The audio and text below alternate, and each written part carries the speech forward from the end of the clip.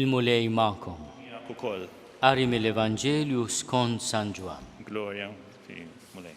Dak iż-żmien ħafna lut kienu ġew għand Marta u Marija biex ifarġuhom minħabba l-mewt ta' ħuhom Lazzru. Kif semat li kien ġej Ġesu, Marta ħarġet tilqu, iżda Marija baqgħet id-dar. Marta qalet lil Ġesu, mulej kieku int kont hawn, hija ma kienx imut. Imma jiena naf li kull ma int titlob l-Alla hu jagħtihulek issa wkoll. Ġesu qal lil Marta, ħuk jerġa' jqum. Qaltlu Marta, jiena naf li jerġa' jqum fl-aħħar jum. Qalilha Ġesu, jien u l-qawmien u l-ħajja, kull min jemmen fija ukoll jekk imut, ikollu l-ħajja, u kull min jgħix u jemmen fija, dan ma jmut qatt.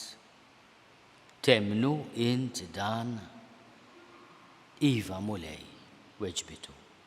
Jiena nemmen li int il-Messija, l-Iben ta' Alla, dak li ġie fid-dinja.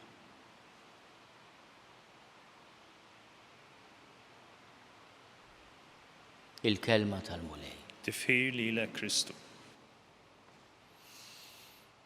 Dan il-Vanġelu ilaqqa flimkien it-tliet ismijiet eżies, Marta, Marija u Lazzru.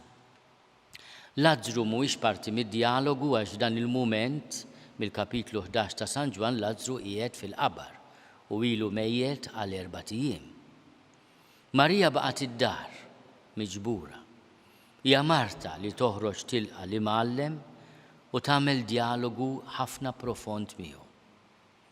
Jekk aħna nammiraw il-San Pietru li ispirat mill-missier jistqar minu Ġesu inti l-Messija l-Iben ta' Alla ħaj.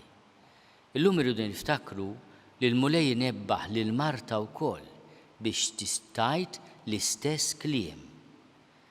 Jiena nemmen li inti l-Messija l-Iben ta' Alla, dak li ġie fid-dinja. Mela hawnhekk għandna mara fil-Vanġelu ħabiba ta' Ġesu li l-Ġesu kienet tafu bil-ġuħ u bil-għaġġ. Għajjien kienu mur għandhom biex jistrieħ biex jiekol xikla tajba, xi ftit imbit, u wkoll mbagħad joqgħod jitħaddet mal-ħbieb tiegħu. Imma hi u tilqa' lill-bniedem li huwa l-Iben ta' Alla magħmul bniedem tara wkoll fih il-Messija, l-Iben ta' Alla.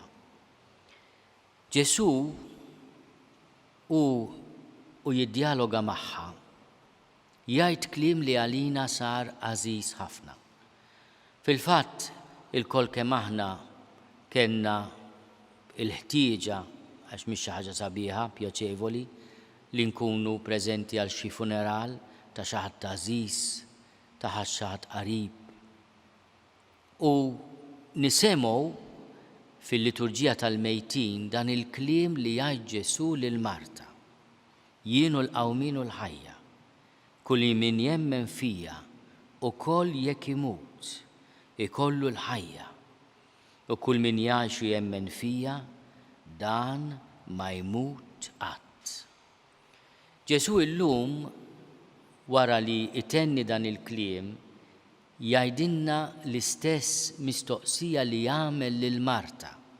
Temnu int dan? Din mistoqsija għala lil Marta li kellha lil ħuha Lazzru fil-qabar. Kien ilu 4 ijiem. Temnu int dan? U x'inhu jistaqsija li temmen? Li Ġesu l-qawmien u l-ħajja li jekk temmen fih ikollha anki jekk tmut, ikollha l-ħajja. Kull min jgħix u jemmen fija jgħid, dan ma jmut qatt. Din hija l-fidi tagħna. Il-mistoqsija li għamlilna Ġesu itqanqalna, minti temnu dan? X'aħna ħafna drabi inħarsu lejn ħajjitna sal-qabar. Ikonna iċ-ċans niddevertu ftit, niddevertu, nagħmlu sew, ingawdu l-ħajja għax hija don tal-mulej, imma kemm aħna msiken li naħsbu li wara l-qabar m'hemm xejn. Il-mulej qiegħed iwedna l-ħajja ta' dejjem. Fejn ma jkunx hemm il-fiq u biki, ma jkunx hemm turufnament, ma jkunx hemm mejra u mibeda, imma jkun hemm misliem. Dan huwa l-kliem li bih iridu insabbru lil xulxin. Kieku inti kontaw ħija ma kienx imut, min jaf kemm il-darbedni l hekk il-mulej. Meta nkun qrib is-sodda tal-mewt ta' xi ħadd għażiż, imma fejn inti mulej? Għaliex m'intix qed tismani? Għaliex m'intix qed taqla lil grazzja li hija li oħti li jibni ma jmutx. U hemmhekk isalta niskiet ta' min ukoll jgħid u jitlob it-talba tal-missierna li kull li trid int kif fis-sema hekk da fl-art. Ġesù beka għall-mewt tal-Lażru.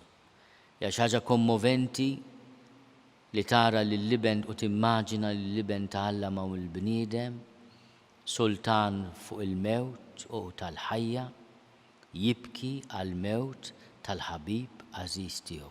Ara kemm kien iħobbu qalu n-nies, ara kemm kien iħobbu. Għax il-bikja ħafna drabi hija espressjoni ta' qalb maqsuma, hija wkoll espressjoni ta' mħabba. U Ġesù beka fuq il-mewt tal-Lażru.